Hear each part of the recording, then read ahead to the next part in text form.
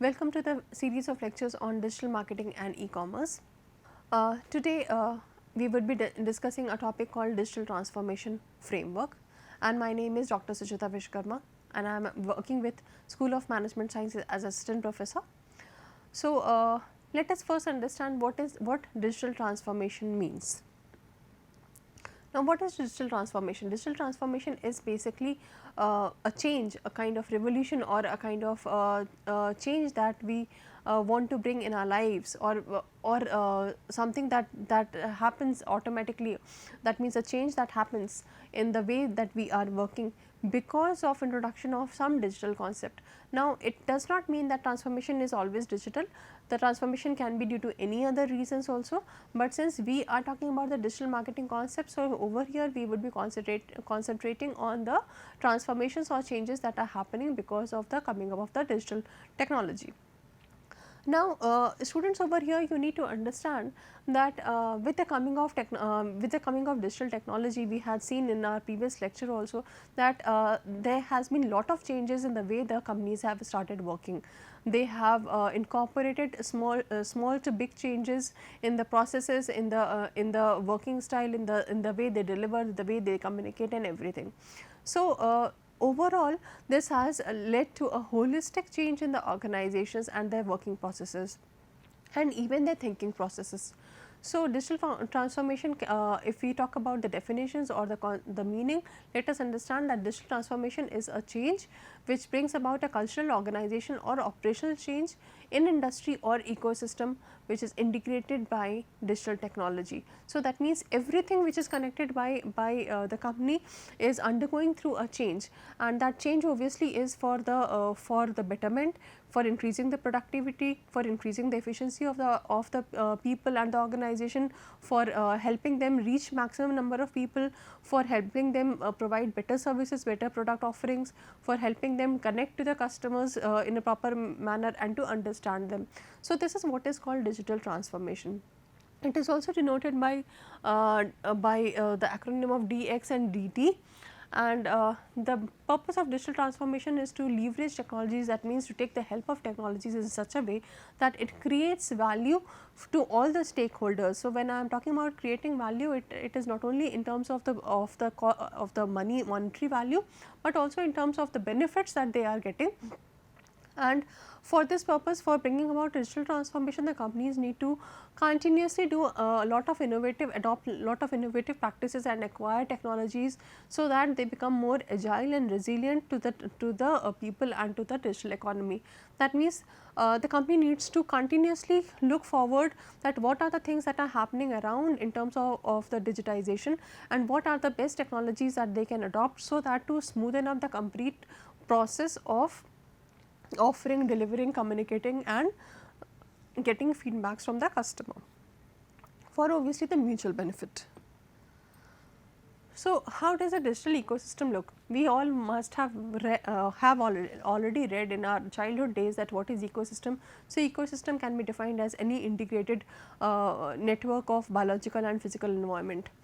Over here also, when we talk about digital ecosystem, we know that these digital technologies are used by individuals like you and me, maybe for our personal purposes or for our business purposes or any others. So, over here you can see that all the companies are connected to people and various kind of technologies for various purposes. So, we have the big data, that means the informations that are there, the organic and the paid searches that they are providing, the social medias that we are using regularly, the websites, the touch points that we have, the emails through which it makes an we make interactive communication with the companies. Then the mass media, through which obviously they are trying to build a rapport, and then through which they are trying to communicate and inform to the customers, the various events that they organize, all of them, plus the various kinds of transactions, the other applications that they have, the e-commerce websites and everything. So, all the integrated things, all the organic, that means the people oriented, and the non-organic, that means the physical oriented things, the devices, the platforms, the 5Ds that we talked about in our earlier lectures. and the people that means all the stakeholders who are involved with the business, everyone forms a digital ecosystem. So, when we talk about the digital transformation, we would be talking about the transformation in all these aspects, that means a holistic approach. We will be talking about a holistic approach. So, let us also have a look of the few definitions by authors. According to Greg Verdino, digital transformation closes the gap between the digital customers already, which the digital customers already expect, and what analog business actually delivered. There used to be a gap earlier. We had changed because of we individuals had changed because of the coming of the technology. The way we started thinking, we wanted everything to be delivered at our home. But earlier, obviously now it is not happening, but then earlier what used to happen, that the people were the businesses were still restricting themselves to the physical brick and mortar shop. Now, obviously, if I am looking forward to get everything delivered at my house, and I do not want to move out, and if the store person is wishing that the customer should come to them, then obviously there is a gap. There will be not a proper exchange. So, that is what Greg Verdino highlighted, that digital transformation is about bringing change, and the change should be in the customer perspective. It should be customer oriented by understanding that what customer wants, and accordingly the change should be done. The company should not focus on bringing change just for the purpose for the sake of bringing change, but it should only be oriented towards the customer's preferences and his choices. Now, taking the next definition, the definition from Agile Elephant emphasizes that digital transformation involves a change in leadership, different thinking, encouragement of innovation, new business models, incorporating digitization of assets, and an increased use of technology to improve the experience of organizations, employee, customer, supplier, partner and stakeholder. So, over here you can see that this is a very good definition where where the Agile Elephant has emphasized on all the holistic approach, all the aspects, and they have not restricted themselves to any particular one segment, maybe the customer or the partner or the stake or the promoters. They have talked about every kind of change, encouragement to all kind of people, so that the complete process, the complete flow of movement is smoothened up. Swenson discussed digital transformation in terms of customer centricity. So, again you can see the customer has been considered as a core or utmost importance in the case of digital transformation. So, let us now also understand that what is the importance of digital transformation, why shall I bring about change in myself. Now, since we all know that human beings, if we talk about, we are not very much adaptive to change. We do not like changes to happen in our usually we do not like changes to happen. So, similar is the case of businesses also. Businesses do not transform by choice, but it is expensive and risky. If they do not want to change by choice, what would happen? They would be left behind, competitors would move forward, the customer preferences would change, and then ultimately if there is if the companies are not acting in the similar manner as the customers preferences, then obviously the market share, the profitability will go down. So, basically the digital transformation is something which the companies need to bring about, because they do not want to fail. So, this is kind of compulsion that you can say, or maybe for keeping themselves in tune with the customer preferences or the changing world, they need to bring about digital transformation. And obviously the purpose is to increase the speed and efficiency of business business operations. So, let us have a more understanding of the reasons of digital transformation. As said, the businesses transform to survive, because if they do not if they will not change themselves, they will not be able to survive, and ultimately they will decline. As you can see that over last 50 years of span, it has been seen that the average age of a business has gone down from 60 years to 18 years. That means that those companies who are not transforming, who are not changing themselves, the way of working, for them the existence is becoming very difficult. To increase the efficiency, obviously, and to attract new talent, because the new talent will bring lot of energy, they will bring lot of creativity and spirit to introduce lot of changes. So, when a company decides how to go to transform itself, how they shall uh, change themselves. So, these are the 5 factors that any company should look forward. We will be obviously discussing it in more detail further. So, over here you can see that that for any company to bring about a digital transformation, it is not something which they have to do in only one area. They have to do it in all the aspects, all the functional areas. They should be doing a change in the way they are strategizing.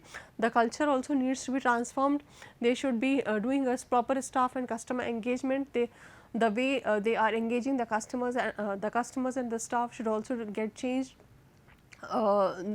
There also, for example, if I am thinking of a company and who still believes that a paperwork is more convenient and is much better to be done rather than a digital platform to be provided to the employees, then obviously the satisfaction level and the efficiency level of that organization will obviously go down. So, the company must focus that what are the different technologies that can be provided to the employees, so that their work gets easy, smooth, and the time that they give to the organization is more towards strategizing, is more towards doing something good in terms of thinking, in terms of decision making, and not the clerical work. Then they should also focus on process and innovation. They should also focus on adopting new technologies, and not last but not the least, they should also focus on data analytics. That means researching on what is that they are doing good and what is that they are not doing good. That means working on the big data to analyze, to take better decisions is something very important. So, how to get started about digital transformation? Now, digital transformation, when we talk about digital transformation, many of the people think that for adopting digitization, we should forget about the past and then start up something very new. This is not so. When we are adopting transformation, or when we are thinking of bringing certain change, we should think of collaborating with the offline and the online, or maybe the past with the present and the future. It is not that whatever we have done in the previous years is wrong. It is just that yes, now we are trying to upgrade ourselves from the past and now coming to the present and then going to the future. That means the technology adaptation should take into consideration whatever has happened and should work on should be such that it integrates and collaborates all the workings that the organization has done. It is not a fresh start or a new start. So, the company should not think that whatever has been done is now over and we should now not focus on it. It is not so. Companies should still keep on focusing on what they have been doing, but bringing a continuous or incremental change is what is required. Then involving everyone is very important, because unless and until every individual of the organization or maybe the stakeholders, if they are not involved, they will not understand the importance of digital transformation and will not get benefited. Now, what is more important is disrupting your own model. The company needs to think innovatively that how they can change their present working model, and what are the different kind of changes that they can bring about in their existing system, so as to increase the efficiency. Then bring digital to the core organization. Now, the organization should focus on bringing technology to its focus, because if there are various things which you can do in a more manual process also, but why should I do manual when there are technologies present to do it? If I have something to do it, for example, if I can do a big calculation by the use of computer, why shall I do manually? Rather, what I will do, I will feed in all the data informations for the computer to do it, and rather I will invest that particular time into something more beneficial, strategizing for the company, taking new decisions, doing something innovative. So, that should be the focus of the company. The company should obviously ship it, that means should start it somewhere. It is not that we would start it later on, you should start it on the present day. install digital leadership, the leadership should be such that they should be very understanding towards the digital technology. They should know that what is the relevance, what is the importance, and how life of each and every stakeholder can get improved by the adoption of this technology, and introducing agile platform. So, basically it is all that everything is very dynamic, and with coming of digitization, the company needs to be very dynamic and responsive and agile to the different changes that are happening across the world. Now, moving further ahead, we would obviously see that these are the various areas in which digital transformation needs to be taken care of.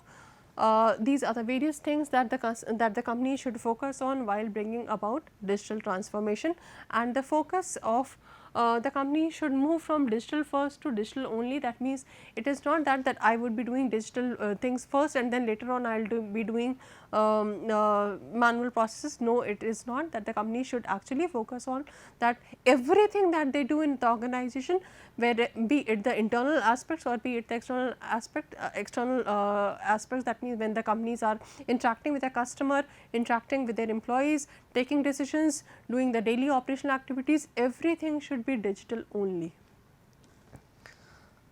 They nowadays many of the big companies are adopting this digital transformation processes, and there are various companies also who are assisting the various organizations to undergo through this digital transformation. So, as you can see, we have a list of companies who are actually acting as a consultants to the various organizations of the world to help them go through digital transformation, and these are the few of the important and prominent companies who are helping or consulting the digital transformation. So, which includes MIT, Capgemini, DXC, McKinsey, Gartner, Cognizant, and PwC. So, let us have a look on the Capgemini's digital transformation and how they bring change, how they help the organizations to bring change in their overall operations process.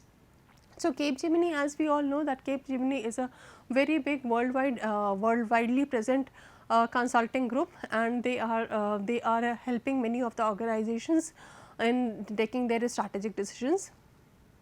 So, Capgemini has also been has given this particular model of digital transformation after a detailed study and after having various projects from the various prominent companies like Nike, Burberry, Asian Paints, Dell, and many more.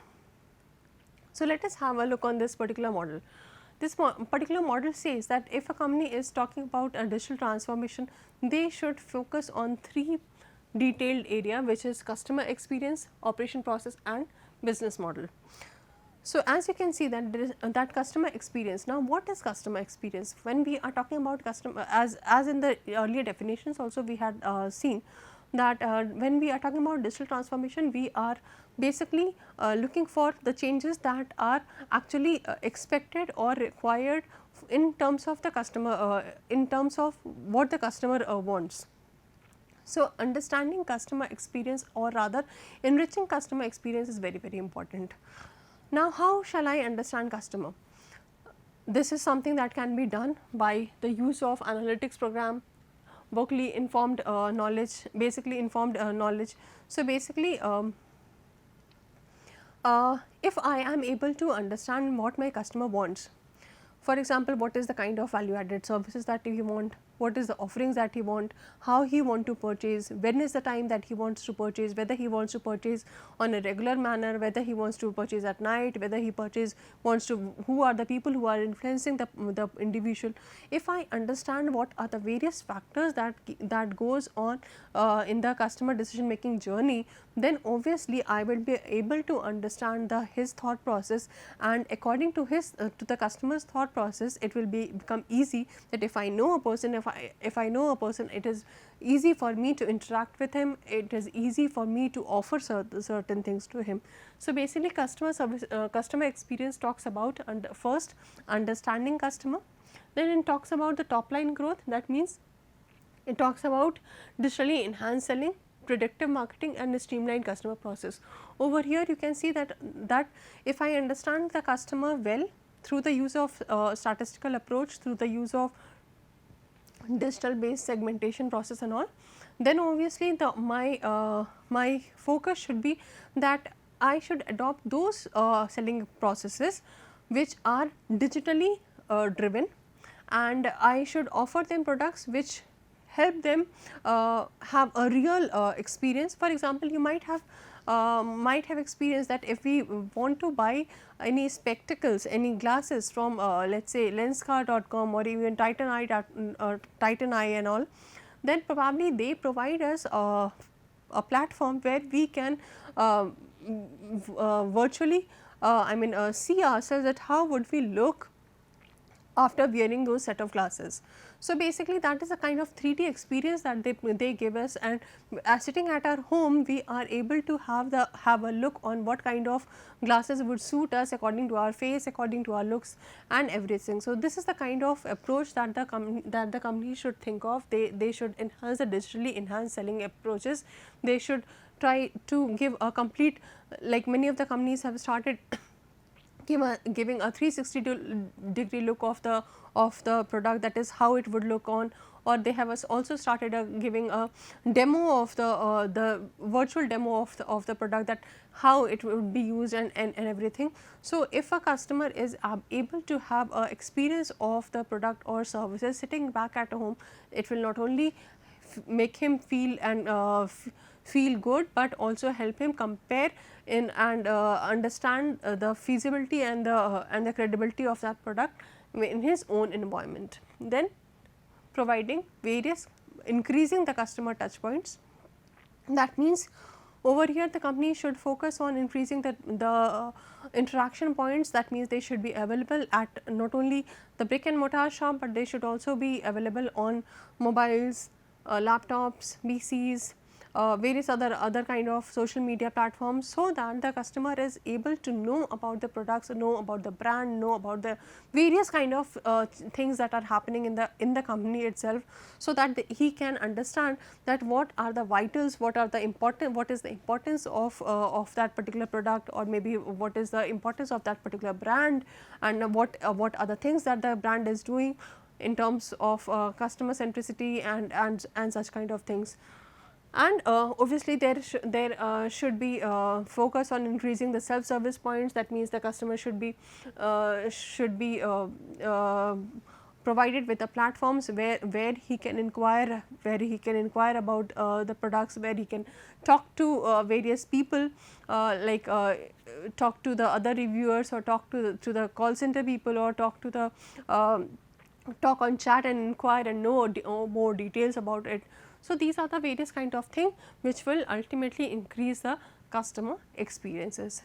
Now, once we have understood what the customer wants, then the second part comes in the operations process, and operations process talks about digitizing the complete processes. There are various companies nowadays also who are still restricting to the manual processes in their operational activities, be it the assembly line, be it the HR processes, be it the marketing or the sales process, be it the financial process. Now, why should I do it when I have softwares available for it? Why should I not adopt softwares like ERP, where I can have enterprise resource planning, where I have access to all kind of informations of all the things around in the company itself? Why should I go for calculating let us say, for example, in HR process, why should I go on calculating the leaves of an individual on a manual basis? If I have ERP, why should I not have why should I not give the liberty to the employee to click on his leaves anytime, or whenever what is the policies that he wants, he can check it anytime, or such kind of things.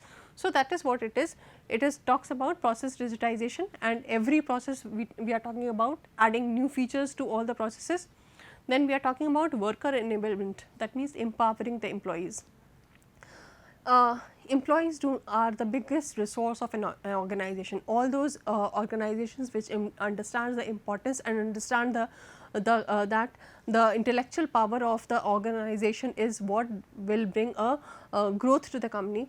those organizations only are long term and sustainable organizations.